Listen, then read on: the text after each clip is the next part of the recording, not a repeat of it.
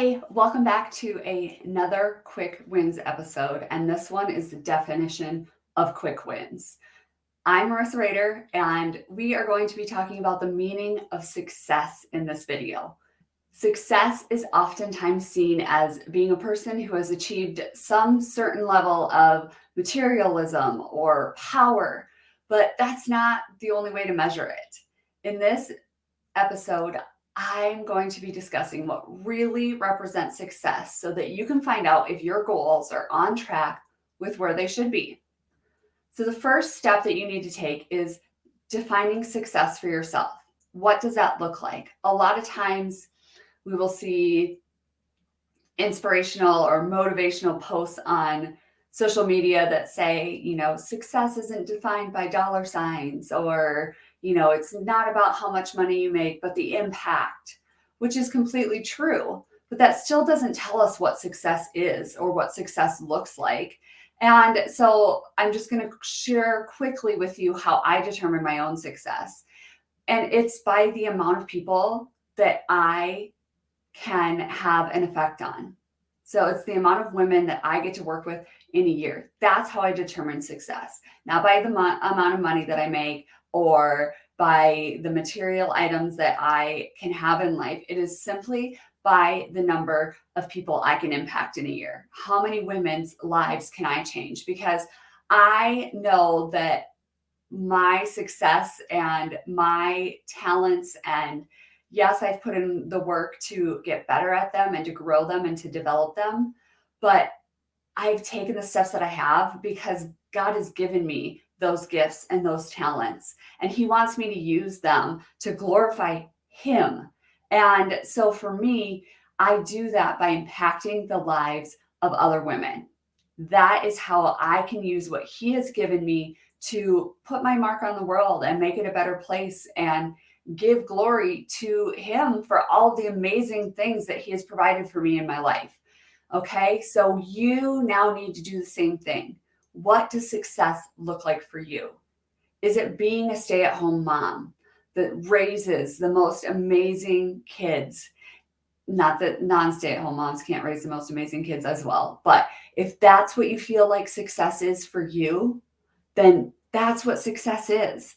If it is leading a church or being a teacher and how many students' lives you impact every year, or maybe it's writing a book or being a public speaker, whatever that looks like for you, whatever those innate gifts that you have that you need to share with the world to glorify what gifts God has given you, that's what success is to you. So think about it. How can I use my gifts to go out into the world?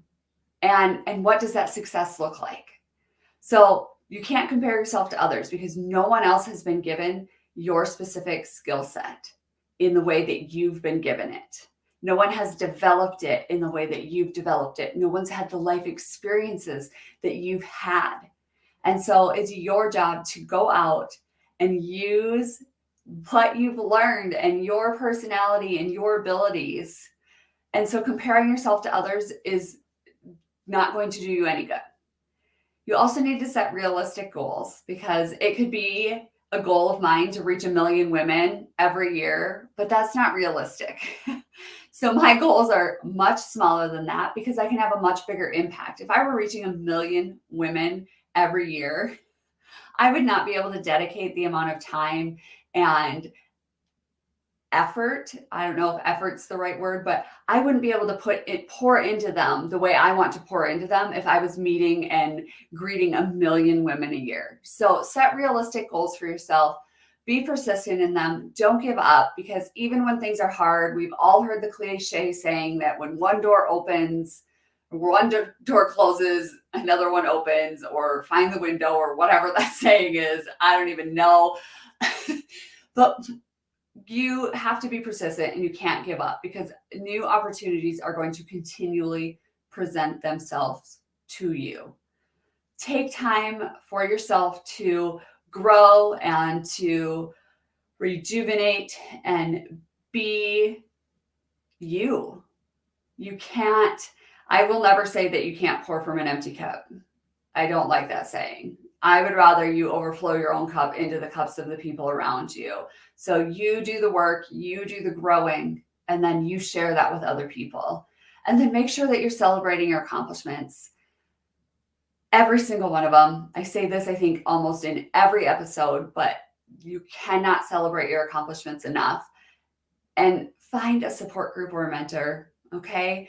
Success doesn't have to look the same for everyone, and that's okay. You need to define success for yourself and how you can use your God-given talents to show up in the world.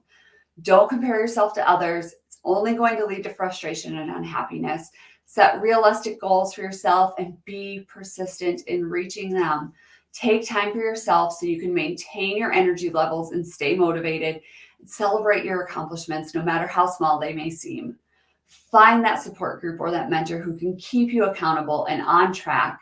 And just show up in the world and use your gifts that you've been given to make this world a better place than it was the day before. And these are just some of the ways that you can achieve success in your life. What works for one person might not work for another. So just find what works best for you. And as always, I'm going to be here cheering you on.